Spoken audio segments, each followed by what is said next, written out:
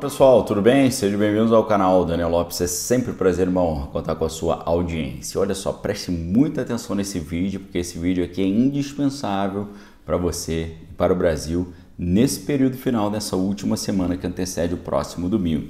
Preste muita atenção. Existe um enorme debate entre as pessoas. O Brasil melhorou, o Brasil piorou, antes era melhor, antes era pior, agora tá legal, agora tá muito ruim. Isso pode ser resolvido de certa forma com dados, ok? Se forem dados bem fundamentados e de uma fonte fidedigna, é possível resolver isso, ok? É semelhante à questão de futebol, por exemplo. Você pode falar, o meu time é melhor, não, o meu time que é melhor, o meu time tem uma torcida maior, menor. Você pode olhar quantos títulos um time tem, qual o tamanho da torcida. Você pode até falar, eu prefiro o meu time, mas realmente o seu tem mais títulos e por aí vai. Ou seja, há muitas questões que estão aí em discussão que podem ser resolvidas facilmente com dados. E hoje eu quero trazer nesse vídeo dados aqui especialíssimos para vocês que vão te ajudar a sair do universo das opiniões e ir para o universo das comprovações com os dados. Isso vai facilitar muito para você conversar com as pessoas e, é claro, você entendendo e compartilhando esse tipo de vídeo e os dados que eu vou deixar aqui embaixo no primeiro comentário fixado, você se transforma num agente de mudança na sua sociedade, principalmente nesse período tão importante que nós estamos vivendo. Preste atenção. Se a gente chegar para você e falar, o Brasil está melhorando, ou o Brasil melhorou, quem trouxe esses dados foram quem? Esses dados foram trazidos pelo Ministério da Economia. Você vai falar, o Ministério da Economia tem interesse em dizer que os dados são positivos. Nesse vídeo, então, eu vou trazer a palavra de uma instituição, fazendo referência a uma notícia recente que saiu, que é uma instituição que não é daqui do nosso país, é uma instituição internacional, e eu creio que essa instituição não tem interesse nenhum em dizer que o Brasil está melhorando, ok? Então preste atenção. O que aconteceu? O Fundo Monetário Internacional, ele trouxe dados confirmando a melhora da economia. Dessa maneira, como é uma instituição internacional e não tem interesse nenhum em dizer que o Brasil está melhorando, os especialistas, diante disso, entenderam que a revisão para cima da estimativa do PIB brasileiro de 2022 pelo Fundo Monetário Internacional confirma a melhora da nossa economia. Você concorda comigo? Não é uma instituição brasileira, não tem interesse nisso e eles estão confirmando. A instituição ampliou de 1,7% para 2,8% a projeção de crescimento da nossa economia neste ano, tá? Então, quando os analistas de mercado no Brasil olharam essa informação, não ficaram surpresos, porque para eles o Fundo Monetário Internacional apenas confirmou o que os indicadores e os analistas de mercado já haviam concluído, que a nossa economia melhorou nesse ano. Tá? Na última semana, o Fundo Monetário então ele ampliou essa expectativa do PIB. Essa projeção ela confirma aquilo que o Boletim Focus ou o Relatório Focus já havia revelado, assim como a própria Secretaria de Produtividade Econômica do Ministério da Economia, que projeta uma alta de exatamente 2,7% para o nosso PIB. O economista Carlos Eduardo de Freitas, que foi diretor do Banco Central, nessa matéria citada que eu vou deixar aqui embaixo para vocês, ele trouxe uma fala muito interessante. Nessa fala, ele explicou que o ambiente está melhorando e o FMI fez nada mais nada menos do que reconhecer isso. E ele vai dizer que a economia brasileira, depois do fim da crise sanitária, está bem. Inclusive, tem um trecho ali da sua fala que ele deixa algo assim muito interessante. Ele diz, o crescimento em 2021 foi brilhante, 4,6%. Superamos a queda do PIB em 2020 e ainda saímos no lucro. Vamos ter um crescimento um pouco mais expressivo em 2022. Olha só que maravilha a opinião de um ex-diretor do Banco Central e também do próprio Fundo Monetário Internacional. Fazendo isso, a gente foge um pouco daquele negócio de torcida, daquele negócio de tá ruim, mas é o time que eu torço, ou tá legal, mas como eu não concordo, eu vou dizer que tá ruim. Não. Se a gente faz referência a esses dados de instituições internacionais, o negócio muda completamente de cena e a gente resolve essa disputa em aberto.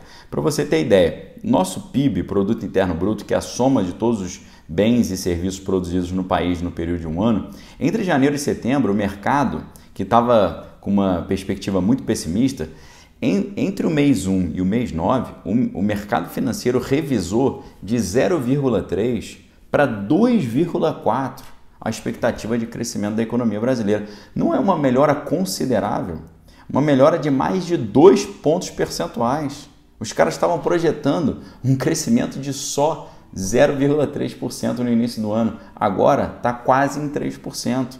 É ou não é um sinal de melhora para um pessoal que não está aí, né, torcendo aí a favor ou contra? O pessoal que está fazendo análise para poder saber se vai ganhar ou perder dinheiro nesse processo todo. Segundo as projeções do próprio Fundo Monetário Internacional, o Brasil deve crescer mais do que a média das economias avançadas.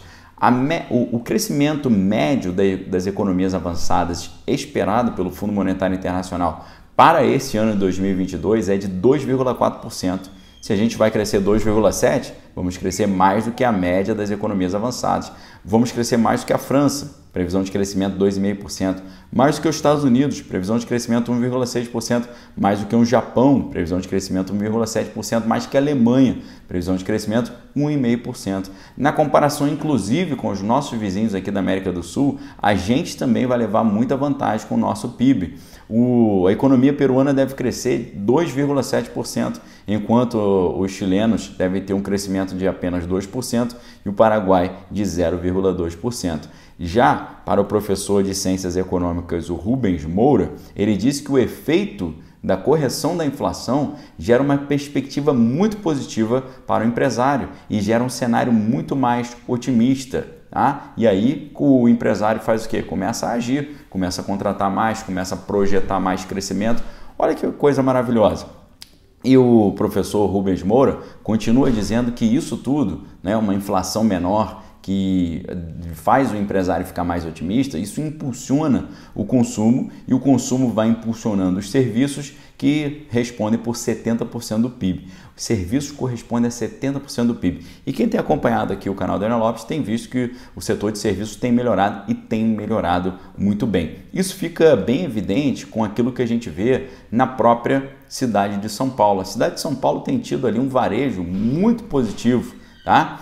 E a gente vê matérias, por exemplo, Varejo Paulista tem melhor primeiro semestre desde 2008. Segundo quem? Aí você fala, segundo o Ministério da Economia? Não, segundo a FEComércio São Paulo. Faturamento real acima da inflação cresceu 37% em relação à primeira metade de 2021, o que equivale a nada mais nada menos do que 54,7 bilhões a mais do que no mesmo período do ano passado. Notícia maravilhosa, tá? E eles atribuem essa melhora ao quê? A uma melhora do nível de emprego, a queda da inflação e o aumento da oferta de crédito, tá? Que teve ali um crescimento de 26%, e a normalização do cenário da crise sanitária. Então, uma série de melhoras. Uma melhora geral da economia, uma melhora do emprego, uma melhora na inflação, um aumento da oferta de crédito e uma melhora da crise sanitária.